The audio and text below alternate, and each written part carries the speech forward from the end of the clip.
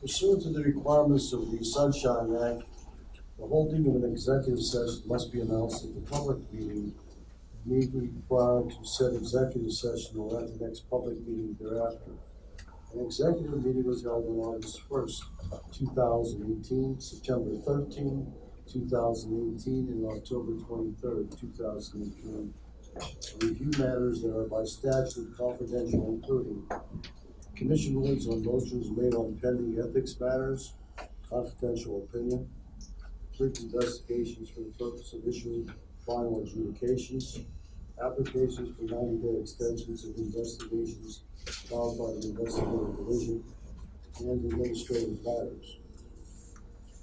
Pursuant to the Public Official and Employees Act 170 of 1978, as amended by Act 9 of 1989 of June 26, 1989, and as amended by Act 93 of 1998, the State Ethics Commission is specifically mandated to hold at least 2 public hearings each year, of which at least one shall be held in Harrisburg, and at least one shall be held in a location other than Harrisburg, to specifically seek input from persons and organizations who represent any individual subject to the provisions of this Act and from other interested parties.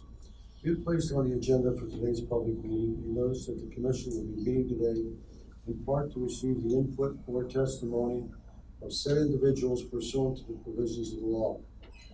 As our previously published notices indicated, the Commission will request copies of any statement that is presented. The individuals presenting statements before the Commission will be allocated 15 minutes in order to complete their statements.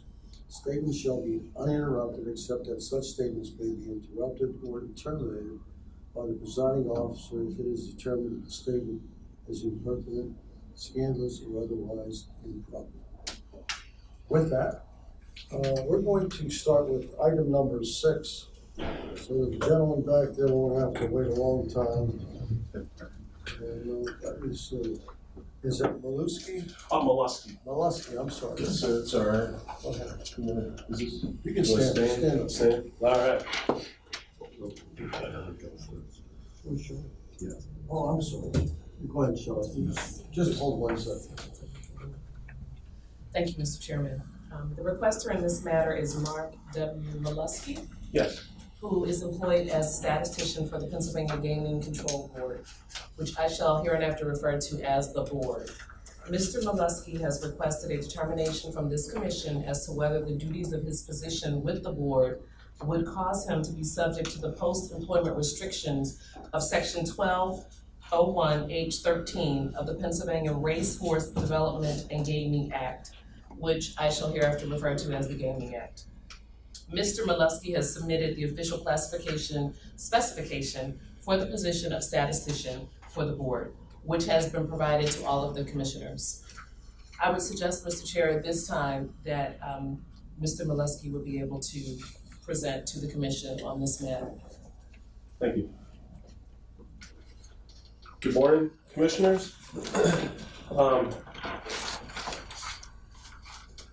As previously stated, I'm here today because I do not believe that my duties, according to the Gaming Act, fall under the restrictions, because I'm certainly not the executive director, I'm not a various board director, I'm not an attorney, and due to recent restructuring, I'm 2 layers of bureaucracy for making any decision, because we got a new boss for my boss. So, and ironically, the reason I'm here is because I have no discretion. That's why I want to leave. I just attained a data analytics degree in May because I wanted to better myself, and this is what I've been doing for 10 years, and this is the time to get into it. But I mean, back to the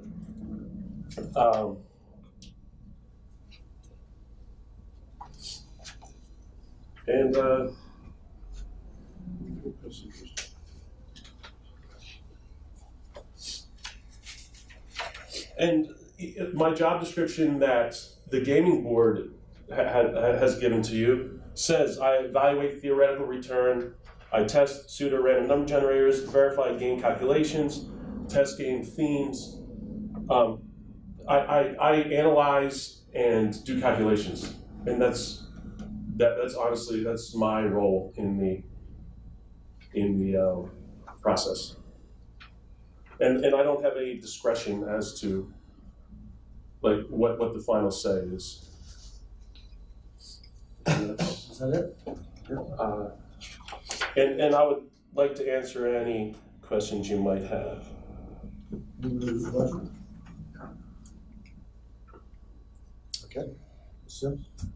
Thank you for being here. All right, thank you. Mr. Chair, I have reviewed the facts and the relevant statutory provisions. I would note that the restrictions of section 1201H13 of the Gaming Act apply to an employee of the board whose duties substantially involve licensing, enforcement, development of law, promulgation of regulations, or development of policy relating to gaming under the Gaming Act, or who has other discretionary authority which may affect or influence the outcome of an action, proceeding, or decision under the Gaming Act. As the commissioners are aware, a determination as to whether a person's duties as an employee of the board would bring such person within the scope of the restrictions of section 1201H13 of the Gaming Act is based upon a review of the powers and duties of the position as established by objective sources defining the position. So having reviewed the classification specification for Mr. Molesky's position as a statistician for the board, it is my view that Mr. Molesky does not have duties or discretionary authority such that he would be subject to the post-employment restrictions of section 1201H13 of the Gaming Act. Based upon my analysis and comments, I would like to make the following motion. That based upon the submitted facts, Mr. Molesky's duties in his position as a statistician for the board do not substantially involve licensing, enforcement, development of law, promulgation of regulations, or development of policy relating to gaming under the Gaming Act, and he does not have other discretionary authority which may affect or influence the outcome of an action, proceeding, or decision under the Gaming Act. Therefore, the restrictions of section 1201H13 of the Gaming Act would not be applicable to Mr. Molesky upon termination of his employment as a statistician for the board. It is so moved. A motion by Ms. Sims, a second by Roger Nick. Anyone have any questions? All those in favor signify by saying aye. Aye. Nay. The ayes have it. That's a lot of your time. I appreciate you seeing me, especially on the short notice. I really appreciate it. Go have a good day. All right, yeah, I will now. Yeah. Which machine should we play? Oh, yeah, none of them. Yeah. All right.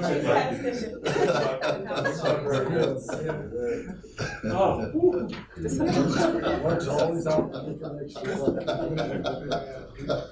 The second item, the civil penalty orders for consent. Ms. Galloway. Thank you, Mr. Chairman. There are 3 civil penalty cases with proposed consent agreements that are before the commission. These cases involve respondents Pamela Uhenike, Roy Brooks, and Carl Salisbury. Respectively, these are a former income maintenance worker and 2 current constables. Each respondent failed to timely file a statement of financial interest for the calendar year 2016. Recently, the parties have submitted consent agreements proposing that the commission find that the respective respondent failed to timely file a statement of financial interest for calendar year 2016 and impose a civil penalty. Each respondent has agreed to file a complete and accurate statement of financial interest for calendar year 16. In fact, I was recently informed that respondents Yahanike and Brooks filed their delinquent statements of financial interest. Respondent Brooks has not. And all 3 respondents have paid the consented to civil penalty. Based on my review of the facts, I am of the opinion that these consent agreements are consistent with the commission precedent and our proper disposition of these cases. It is my opinion that the commission should impose the civil penalties agreed to by the parties per their respective consent agreements. It is further my opinion that the commission should order respondent Salisbury to complete and to file a complete and accurate statement of financial interest for calendar year 2016 to the extent he has not done so by this date. There's nothing of record that would constitute a defense or excuse for non-compliance. And so based on my analysis and comments, I move that the commission should issue such recommended order. A motion, second by Melania DePalma. Any questions? Okay. All those in favor signify by saying aye. Aye. Nay. The ayes have it. The next one is the civil penalty orders contested. Mr. Palmer. Yes, thank you, Mr. Chairman. There are two contested civil penalty cases that are now before this commission for decision. The first contested civil penalty case involves respondent Daniel Rothweiler, an unemployment compensation claims examiner with the Pennsylvania Department of Labor and Industry, who failed to timely file a statement of financial interest for calendar year 2016 with the Pennsylvania Department of Labor and Industry.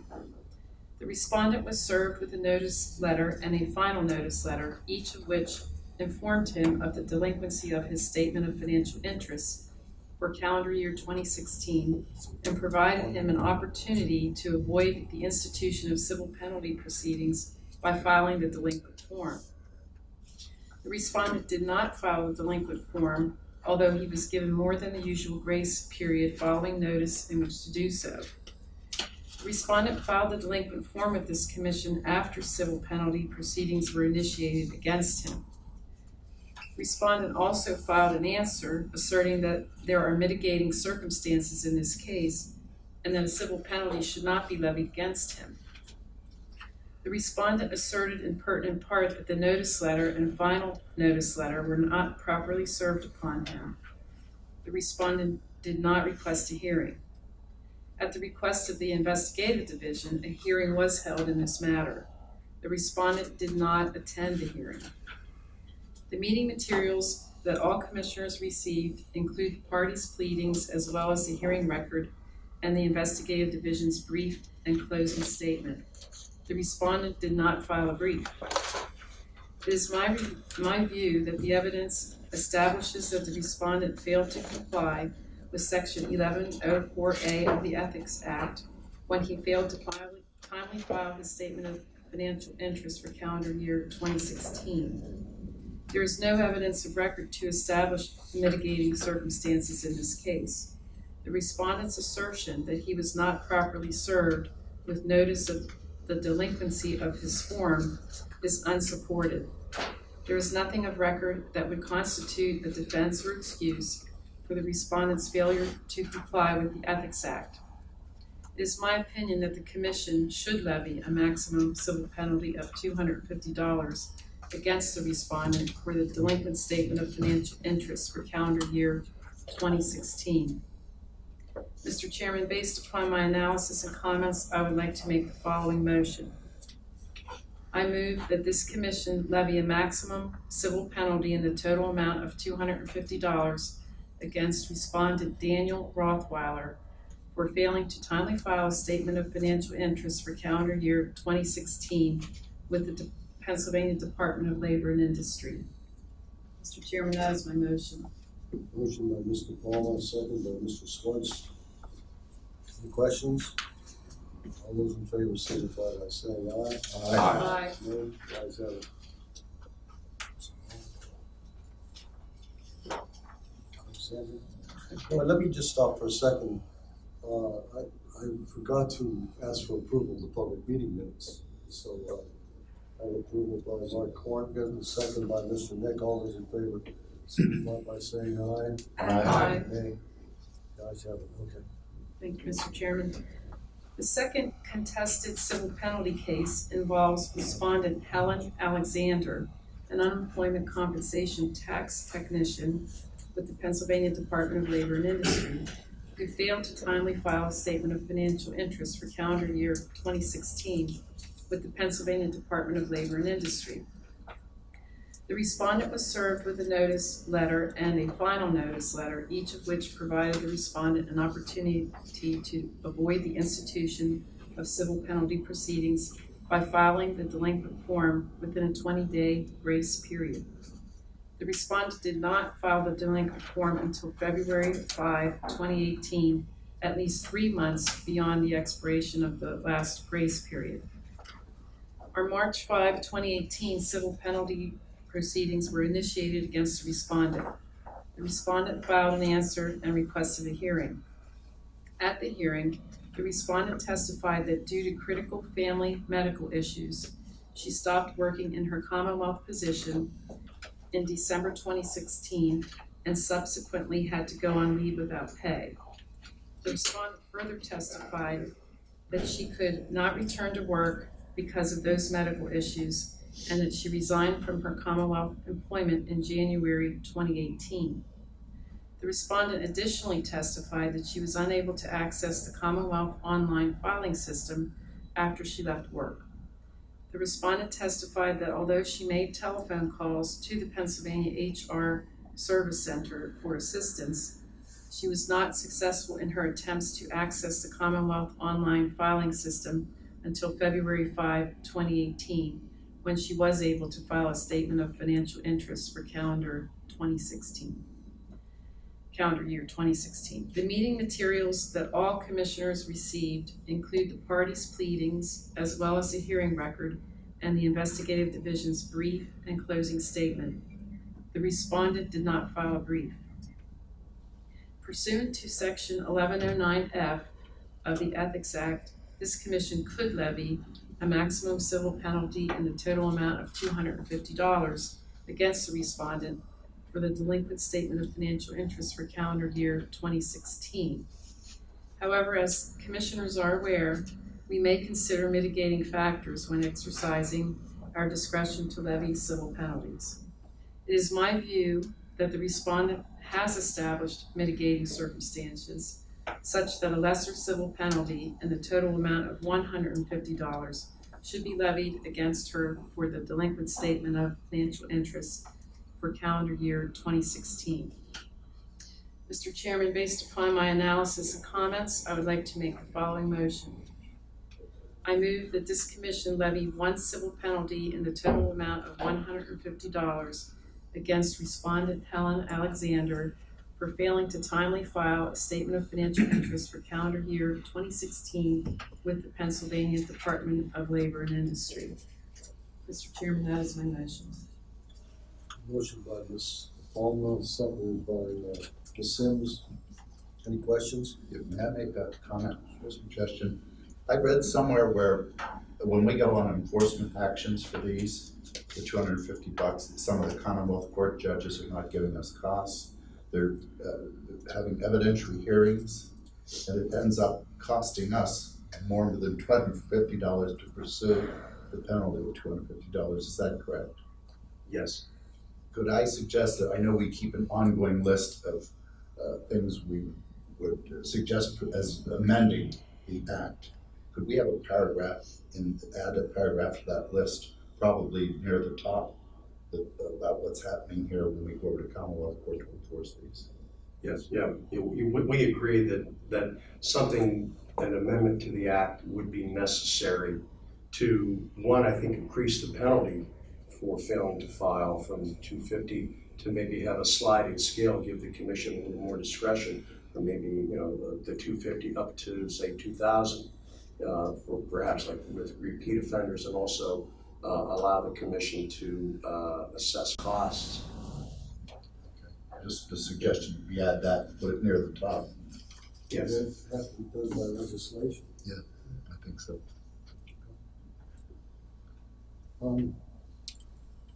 Any other questions? If not, all those in favor, signify by saying aye. Aye. Nay, the ayes have it.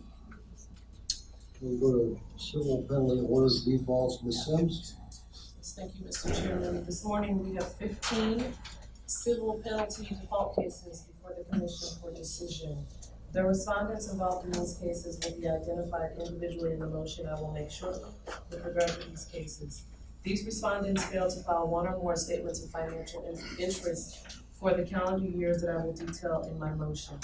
The respondents did not take action or respond to the civil penalty proceedings Following review, it is my opinion that as to each of these respondents, the commission should levy a maximum civil penalty of $250, for each delinquent statement of financial interest.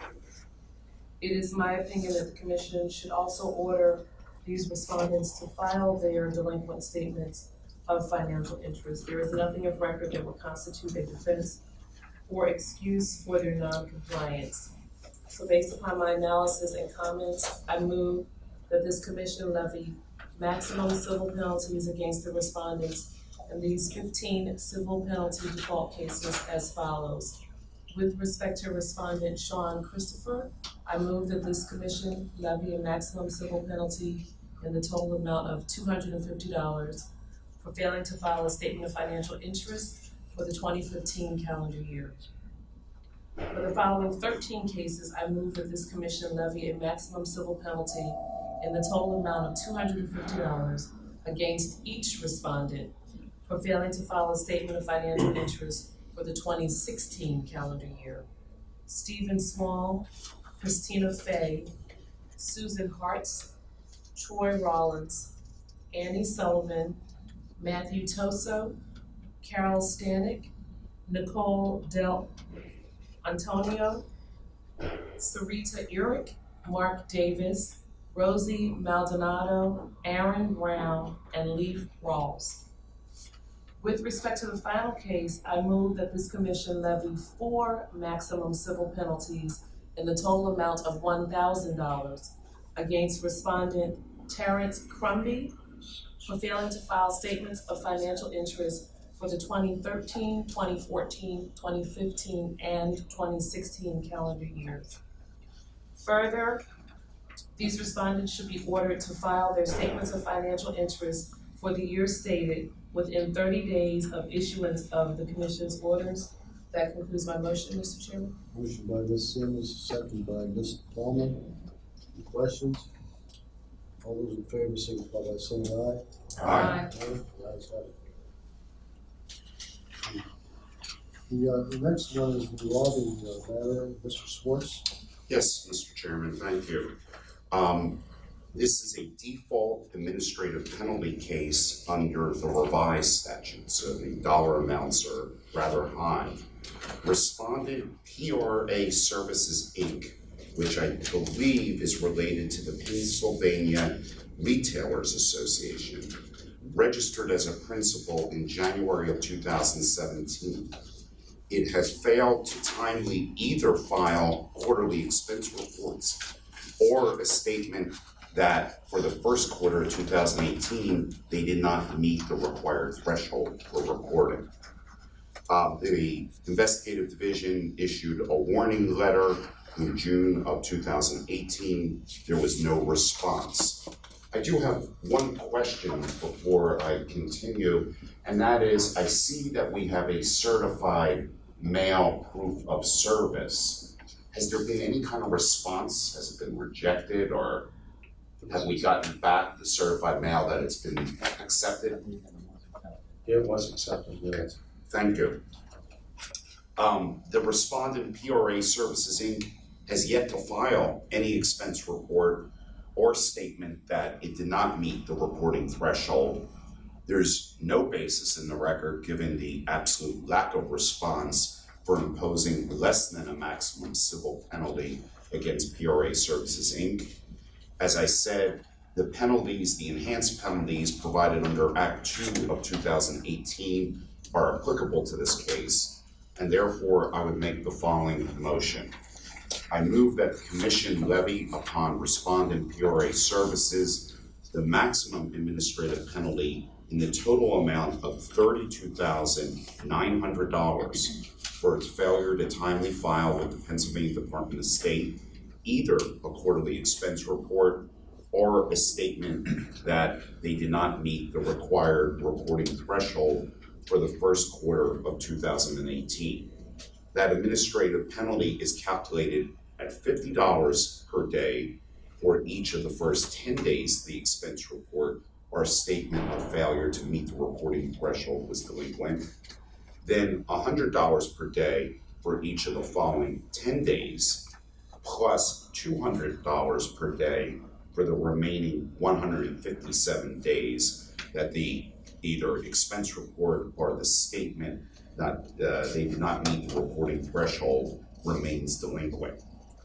We move that the PRA services be ordered to pay this penalty in the amount of $32,900 no later than the 30th day after we mail the commission's order, and that I finally move that PRA Services Incorporated be ordered to file a complete and accurate first quarter 2018 expense report or a statement that they did not meet the reporting threshold as appropriate with the Pennsylvania Department of State by no later than the 30th day after the mailing of the commission's order.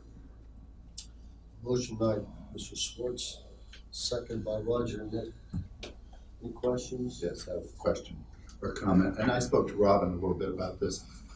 I note that our opinion here would indicate that the respondents' transgressions were negligent. It would seem to me they're intentional, but we can't call them intentional because we can't assess a penalty, financial penalty against them if we do. And I thought that might be important to put on the record and suggest that if they continue like the second quarter of 2018 and not file again, we're going to pursue them with a letter warning them. And perhaps in that warning letter we ought to put in there, we will no longer be considering this as a negligent transgression, but rather an intentional one, which would be referred to the Attorney General. Legal ramifications are, first of all, what you just said, it would go to the Attorney General, it would not come before you for imposition of a penalty. And then if the investigative division wishes to pursue a ban, 5-year ban against lobbying, that's really not helpful here because this is a principle and the ban is, where you're lobbying for compensation. So I guess that's basically all we'd be able to do. We refer it. Yes. So all we could do was refer it. So actually we could probably call it negligent again in the second quarter, just so we could assess a large financial penalty against them. You do want to do, of course, what you think is the accurate thing here. And this being I don't remember them ever coming before the commission before, so with it being the first time, they're before you, I think it's appropriate to give the benefit of the doubt and say it's negligent, but Okay. if you really don't feel that way, then you shouldn't say that. I think Roger knows their lobbyists, and I knew their lobbyists, Brian. Brian. Was there any discussion with Brian or about the PRA? We generally do not contact the lobbyist since the action is against the principal. Were they aware that they were going to be fined this much? We received notices. The principal, yes. The June warning notice is in the record, and then also certified mail. Now, they have an address that they registered with the Secretary of State in Harrisburg. I'm really surprised that the Pennsylvania Retailers Association could not, do something like this. And Mr. Chair, just since the question of whether or not we would ever seek a ban in this instance, and whether or not that would be appropriate, I just thought it would be worth noting on the record in the position statement from the investigative division dated October 22nd that the investigative division isn't seeking a 5-year ban in this instance. So I think that leads us back to just making a determination of whether the act was negligent. And for what that stated, I support Commissioner Schwartz's motion. Any other questions? The two cases we had yesterday were both retailers, two lobbying. They were both the same thing. We want to be careful that those are confidential, so we don't mention any names. With that, we'll have a vote. All those in favor signify by saying aye. Aye. Ayes have it. That takes care of business, administrative matters. Rob, did you want to say something? No, this is a public meeting. We do have one guest from Treasury. I don't believe she's here to make a comment. She's just observing today. You don't wanna talk to us? Next time. Okay, can I have a motion to adjourn? So moved. Motion by Ms. Sims, second by Mr. Schweitz. All those in favor signify by saying aye. Aye. Aye. The ayes have it. That's it.